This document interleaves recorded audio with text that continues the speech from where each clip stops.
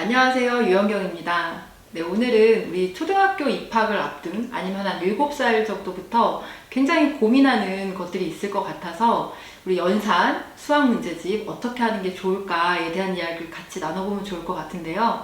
저 역시도 마찬가지로 그런 고민을 많이 했습니다. 저는 결혼도 일찍 했고 아이도 일찍 낳다 보니까 제 주변에 뭔가 물어볼 사람도 없고 또 어디다가 막 검색해보면 이 사람 말도 다르고 저 사람 말도 달라가지고 저도 시행착오를 굉장히 많이 겪었거든요. 그래서 저의 시행착오 겪었던 것들과 함께 또 제가 그동안 고민했던 것들을 같이 나눠보면 좋을 것 같아서 오늘은 수학 문제집 어떻게 고를까에 대한 이야기를 해보도록 하겠습니다. 우리 아이가 이제 초등학교에 들어갈 거다라고 생각하면 먼저 수학 공부는 어떻게 하지? 라는 고민을 하면서 문제집은 뭐 살까? 학습지는 뭘 시킬까? 막 카페에도 알아보시고 또 우리 아이도 학원을 그럼 언제부터 보낼까? 이런 고민들을 하실 텐데요. 네, 그럼 또 문제집을 사러 서점을 가요. 그럼 서점에 가면 문제집이 얼마나 많은지 뭐 연산 문제집, 개념 문제집, 사고력 수학, 또 서술형만 모아놓은 수학도 있더라고요. 그래서 거기서 도대체 뭐부터 해야 되나? 라는 그런 고민들을 하실 것 같아요. 그래서 제일 먼저 손에 잡히는 게 연산 문제집이었어요, 저는. 왜냐하면 제가 생각할 때 그래도 아이가 수학 공부를 한다라고 하면 덧셈 뺄셈 뭐 곱하기 나누기는 할 수 있어야 된다고 생각했거든요. 그래서 연산 문제집을 딱 사가지고 저희 아이한테 들이댔는데 아이가 기절을 할 것 같은 거예요. 나 이걸 왜 푸냐. 그래서 연산 문제집 보신 적 있으세요? 네, 뭐 기적의 학습, 뭐 눈높이, 또 기탄 수학, 또 뭐가 있었죠? 네, 구몬 수학 이런 것들 보면 한 페이지 가득 덧셈이 나와요. 그게 한 10페이지가 지속이 돼요. 그러다가 이제 다음 챕터로 넘어가면 뺄셈이 계속 나옵니다. 그리고 이게 레벨이 계속 올라가요. 그래서 뭐 3자릿수, 4자릿수 가다가 이제 이게 몇 단계까지 가는데요. 그래서 저도 딱 보고 우리 아이가 한 뭐 2단계부터 시작하면 되겠구나 라고 해가지고 사가지고 갔는데 결국은 실패했습니다. 그래서 또 이제 뭐 빨간 펜도 시켜보고 싱크빅도 시켜봤는데 6개월 이상 간 적이 없는 거예요. 그래서 제가 우리 아이는 수학을 싫어하나 보다 라고 생각했는데 그렇진 않았거든요. 책 읽기도 좋아하고 공부하는 걸 싫어하지 않는 아이였어요.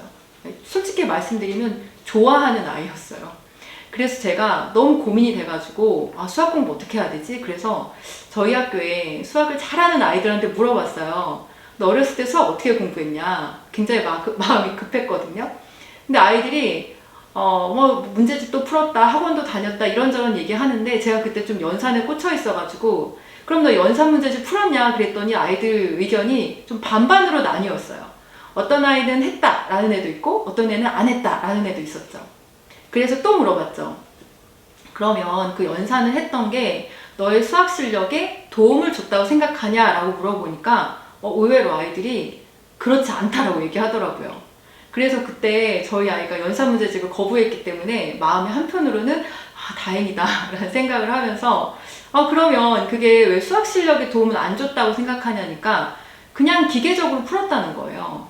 그래도 뭔가 도움이 준 포인트가 있지 않겠냐. 저는 이제 시키고 싶은 마음에 계속 물어보니까 조금 빨리 풀게 했고 또 나중에 실수하는 걸 좀 줄여준 그런 효과는 있었지만 그걸 많이 했다고 해서 내가 수학을 잘했다라고 생각하지는 않는다라고 그 아이들이 얘기하더라고요. 그러니까 제가 물어본 아이들은 정말 수학을 잘하는 아이들이었습니다. 그래서 연산 문제집에 어떤 문제가 있을까를 고민을 하게 됐거든요. 근데 연산 문제집은요, 반복 학습을 계속 하는 거예요. 그래서 아이에게 오히려 수학에 대한 흥미를 떨어뜨릴 수 있게 하거든요. 우리가 공부를 한다라고 하는 거는 모르는 것을 새롭게 알게 하는 그게 진짜 공부인데 연산 문제집은 어떻게 보면 훈련이에요. 공부를 훈련이라고 생각한다면 뭐 하셔도 되겠지만 근데 저는 공부는 훈련이라고 생각하진 않거든요. 뭔가 사고력이 확장되고 새로운 개념을 받아들이는 게 저는 그게 공부라고 생각을 했어요. 그래서 이런저런 얘기를 종합해서 아이와 타협을 봤죠. 자, 그러면 엄마가 이거 안 하게 해줄게. 그러니까 아이가 엄청 이제 기뻐하면서 그렇다고 그럼 아이가 이제 수학 공부를 안 한 거냐가 아니라 그래서 일반 문제집으로 바꿨어요. 일반 문제집도 보니까 거기에 수많은 연산이 들어있었어요. 그래서 일률적으로 뭐 덧셈을 쭉 하다가 뺄셈을 쭉 하다가 아니라 거기에 보면 다양한 방법으로 덧셈도 했다가 뺄셈도 했다가 또 여러 가지 응용 문제도 풀다가 하는 게 나오더라고요. 그래서 제 경험상 또 저희 제자들의 이야기를 종합해 봤을 때 아이가 거부하는데도 불구하고 굳이 연산 문제집을 반복 훈련을 위해서 시키는 건 좀 아니다라는 생각이 들고요. 또 아이들이 연산 문제집 풀 때 보면 이렇게 엎드려서 풀고 또 막 인상 쓰면서 풀 때가 되게 많거든요. 저는 저학년 때 공부는 공부는 재밌는 거야. 내가 뭔가 성취했어 라는 거를 아이들에게 즐거운 경험을 주는 게 되게 중요하다고 생각하거든요. 그래서 엄마의 욕심을 위한 연산 문제집은 하지 않는 게 좀 좋겠다라는 좀 생각을 하고요. 그런데 간혹 필요한 경우가 있어요. 너무 속도가 느릴 때. 근데 그게 언제 또 티가 나냐면 1, 2학년 때는 티가 잘 나지 않아요. 언제 우리 아이 연산 속도가 너무 느리구나라는 게 티가 나냐면 4학년 때 티가 납니다. 그때 4학년 때가 되면요. 계산이 조금 복잡해지고 수가 커지거든요.